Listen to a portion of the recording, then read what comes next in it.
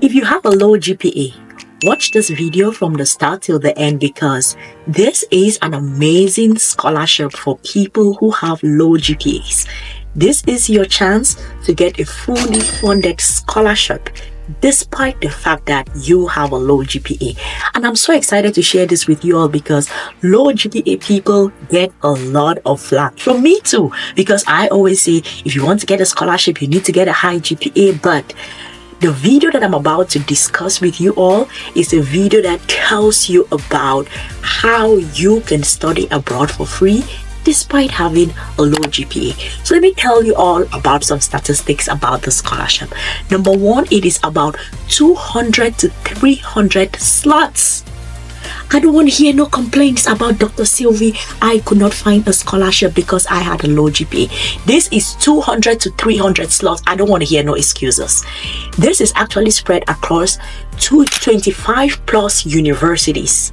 All right. And this scholarship covers full tuition, monthly stipend, a round-trip fee, accommodation, settlement and completion allowance, language training, medical, insurance, and this scholarship is for masters and PhD students. I do not want to hear anything about Dr. Sylvie, what do I do? This is a scholarship for you. Let's get right into it. Hello everybody, my name is Sylvie. I am a full-time fully funded scholarship grantee and I am here to teach you how to go get your own scholarship. There are several ways in which I teach you. Number one, I teach you on LinkedIn and on X. If you do not follow me on LinkedIn and on X, go ahead and follow me there.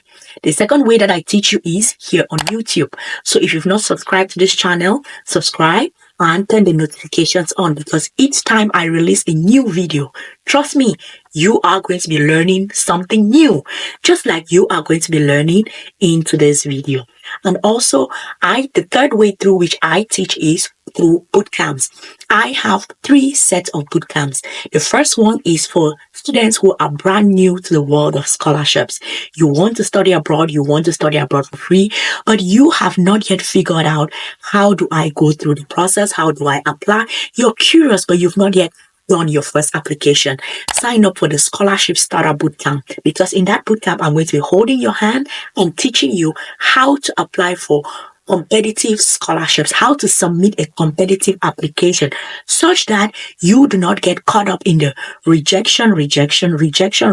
Trust me, I was caught up in that rejection for 5 years. You do not want that to be you. The second set of people for the bootcamp are people who are in the rejection cycle. So in this bootcamp, I'm going to be teaching you how to be an ideal candidate for any scholarship. It does not matter what. I got 8 years of continuous scholarship acceptance. 1 from a government, 2 from NGOs, 1 online, extremely different.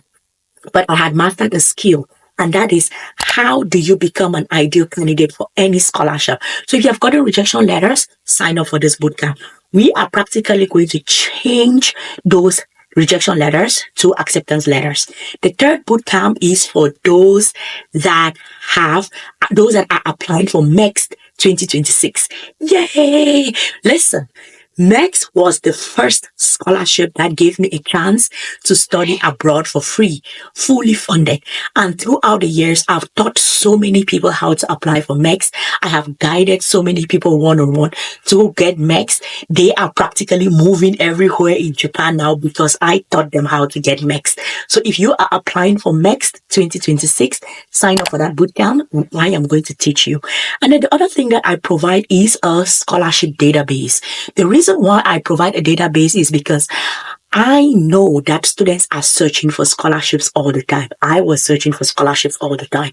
And it is important that you have a central location where you find everything. So in this database, you get scholarships, you get graduate assistantships, you get no application fee universities, you get no tuition fee universities. Also, the database contains links to sample CVs, so it can help you prepare your CV, links to sample SOPs. Almost all scholarships ask for SOPs. You have to write it. It gives you links to it. And for this scholarship that we are talking about today is for masters and PhD students, research proposals, because you have to submit research proposals. So if you're looking for a one-stop place where you can find everything that will help you apply for your scholarships. Sign up for the database. The links to all of these are in the description box. Go ahead, click on it, and you can make use of these resources, because trust me, they are going to be a game changer in your scholarship journey. So today I am excited to tell you about this scholarship. It's called the Korean Government KOICA Scholarships for 2025. This is where I found the scholarship. I've created videos about websites where you can find scholarships. This is the details about it, and I really want to pause here and tell you all what this is about. So you see here, the host country is Korea. You can study abroad in Asia, and this is for masters and PhD students eligible for developing countries. So it does not matter what, as long as you are from a developing country, you can apply for this scholarship. No IELTS is required. I know that so many of us are always like, oh my goodness, I have to write the IELTS. Like, no IELTS is required. The deadline for this scholarship is July 31st, 2025. So you have a chance to prepare all your documents to apply for this scholarship. This is the official page of the scholarship, and the reason why I want to show you all is because if you are not here, you are on the wrong page. So as you can see here, 2025 KOICA Scholarship Program is designed to train key leaders from partner countries, and then these are the programs, these are the benefits. As you can see here, fees include, like, you have tuition, monthly allowance, airfare, accommodation, settlement allowance, scholarship completion grants, insurance, extracurricular activity. Then who can apply, how to apply, reapplication you see by July 2025, so you still have time to apply, and then the available universities. So I'm going to tell you all step by step how you should go and get the scholarship. I'm going to tell you how to strategize to get the scholarship, and by the end I'm also going to tell you all some things about the scholarship that I want you all to be like, okay, watch right through till the end. So let's get right into it. Okay, so let me tell you a little bit more about this scholarship and the reason why I think that you should jump on this opportunity as soon as possible. Number one is the GPA requirement.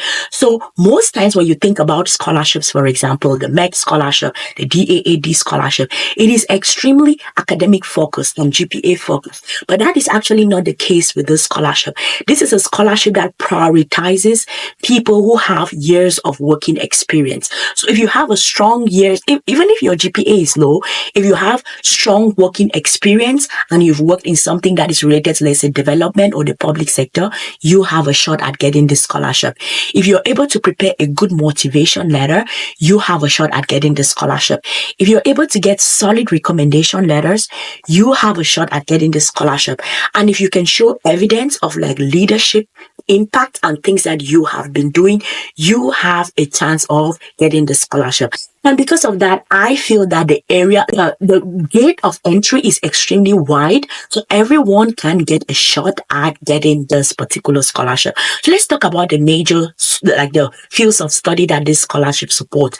So you have public policy and administration, you have agriculture and rural development, international development, public health, urban planning, education, ICT, gender and development, energy and environment. So if you're doing anything related to all of this, then you have a good shot at getting the scholarship. So let's talk about how to apply for the scholarship and how to get organized in order to apply for the scholarship.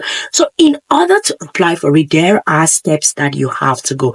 You have to, of course, read the official website of the scholarship to be sure, and also be sure that you have a specific major and like what you want to go study, and it aligns with that of the scholarship provider. And I'm going to be teaching you how you can use ChatGPT to make sure that you submit a competitive application.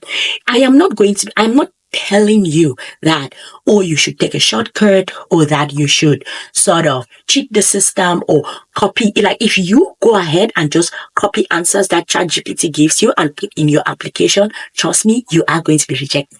You are going to be rejected. Why? Because there is just as much as AI is developing, there is now AI to detect AI. So if you go ahead and put some prompts on ChatGPT, copy them and put them in your application, the system is going to detect it, and you are going to be the first person to be kicked out of the system. So you don't want to do that, but you can still use ChatGPT in order to help you in this entire process. Number one, you have to write a personal statement. So there are things that you can, prompts that you can use to help. Let ChatGPT be like a personal assistant to you as you prepare for this scholarship. So what you're going to do is you're going to tell ChatGPT, write a strong KOICA Scholarship personal statement for, let's say you are 28 years old, for a 28-year-old Cameroonian or Nigerian or Algerian or Moroccan who has studied public health and is applying to whatever university in South Korea that you choose to apply to. Highlight my leadership skills, my experience. I have 5 years of working experience, and I'm committed to sort of contributing to the development of my country. So what ChatGPT is going to do is it's going to give you ideas. It's going to come up with a template, true, but as I said, do not copy and paste. Look at that template and then start making it your own. Pull out the words and then you write it. So that is how it can help you do that. The second thing that it can help you do is come up with a study plan. So a prompt that you can use is you can say, help me write a detailed KOICA study plan for masters in, let's just say, development, or masters in urban health, or whatever thing that your masters in, linking my country's development priorities to my study plan. So make sure you do that, and it can give you ideas on what to do. The third way that you can do, because you have to submit a recommendation letter for this, you can actually say to ChatGPT, write a strong scholarship recommendation letter for my supervisor. I am applying for the KOICA scholarship. Write a polite and highly demanded recommendation letter for me. And then this candidate, talk about yourself, is 28 years old. He's been working in the public health. He studied at this university. Talk about yourself, and then it's going to come up with something. Of course, because it's your professor to write your recommendation letter, you can now take that recommendation letter, edit it into your own words. Then you have something that you go to your recommender and be like, I want a recommendation letter. I came up with something. Let's look at it and let's see how it goes. Of course, professor, you have the chance to take out everything that you think does not fit, but I wanted to come with something. I didn't want to come bare-handed. Okay, so that is how you are going to use ChatGPT to help you in your recommendation letters. The next thing that you're going to use ChatGPT to help you in this application for the scholarship is your CV refinement. So you can sort of upload your CV into ChatGPT and tell it to give you feedback on what are the things that you've not done well, what are the things that you can do well. You can ask it for grammatical errors, that what are the grammatical errors that you are currently making, and it's going to give you everything. It's going to cite like where you're making a mistake. Use that in order to figure out and write up a better CV. The next thing that you're going to do, because in the application process of this scholarship, you have to do an interview. So you can have it give you ideas on what to expect at the interview. So you can say, what are 10 likely KOICA interview questions for someone applying for, let's say, masters in agriculture, masters in urban health, masters in public health. So give it those prompts, and it is going to tell you what are the possible things that you can expect when you eventually go to your application process. So now we are going to talk about the migration processes and the visa processes that you can expect as someone who is applying for the scholarship. What are the things you should expect moving to South Korea, and what are the things that you should know that are going to happen to you as you move to South Korea in terms of your visa and your migration prospects? The reason why I am doing this, I'm actually adding this as part of the videos that I'm going to be doing to you all, is because I realized that for my process, I did not get enough orientation. I did not get enough orientation about the process, how to move, what to expect when I move abroad. That is why I am teaching you all of this, such that you can learn and not repeat the same mistakes that I made. Okay, so let's talk about it. So what is going to happen is that after you get, let's say you get accepted to the program, KOICA and that university where you're admitted, they are going to send you the official admission letter, and they're going to send you a certificate of admission. And then you are going to take that and you're going to go to the embassy, okay? And the visa type that you're applying for is called the D2 student visa, okay? And because all of the visas are, you need a guarantor or you need a sponsor. Your university is the sponsor of your visa, okay? So now you have to apply for your visa, and you have to apply from your home country. So what are the documents that you have to submit when you are applying for this visa? You need that letter, the admission letter that I told you about. You need that certificate of admission. So you need those two documents. You need a passport, because how are you going to move internationally if you don't have a passport? Then you need the visa application form. The embassy provides this form. You have to fill it up. You need passport size photographs. That is the regular process. You need like a medical clearance to show that you are healthy in order to go there, and you need to book your flights. So these are the things that you need to do in order to move from your country to Korea. And once your visa is approved, what is going to happen is that KOICA, because it's a fully funded scholarship, they are going to give you a round trip airfare. So you are not going to pay anything because it's a fully funded scholarship. They are going to give you a round trip airfare ticket, and then when it's time, you are going to leave your country and you are going to shop in Korea. Okay, you get on the flight, you shop in Korea, and then once you get to Korea, it is important that you go to the local immigration office, and there you are going to apply for an alien registration card. This is to show that you are an immigrant in the country, that you need a residence permit, and they are going to give you that residence permit. Most times, in order to apply for this, you need your passport, you need your visa that is on your passport, and passport size photographs. And of course, there is usually like an application fee for those things. So you submit all of those things and you are good to go. It's going to take a bit of time, and then they are going to issue you your alien registration card, and you are ready to stay in Korea. Okay, so now let us talk about budgeting as an international student who has a fully funded scholarship and is living in Korea.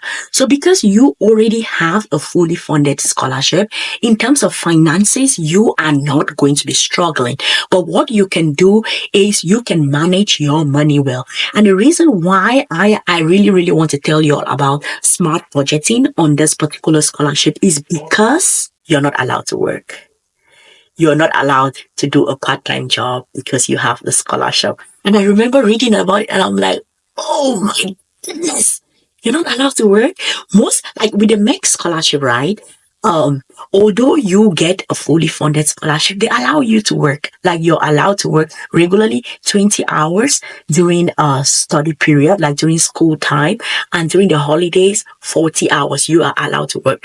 But under this particular KOICA scholarship, you are not allowed to work, you guys. So let me tell you how you are going to be managing your money. Okay, so just give and take in terms of the budgeting. You're going to be spending, let's say, 150,000 to 400,000 for housing. Make sure you get the dormitories, and because the dormitories are going to be way cheaper.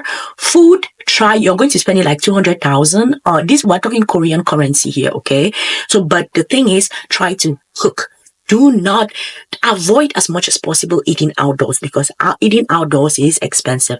Transportation, use your student card to try to get on discounts, bus passes that you can get. Use all of those. And then for like your phone, you're going to be spending like 25,000 to 30,000. Toiletries, the basics that you need, fun and leisure, and then all of the things that you're going to need as, let's say, a basic international student living in Korea, you are going to be spending somewhere between 500,000 to 750,000 Korean won, okay? So that is amounts that you are going to be spending. But of course, you know that you are getting a scholarship, so you have funds to be able to pay for all of this. And for the housing things, I said already before, like live in the dormitories, but also, yes, live in the dormitories.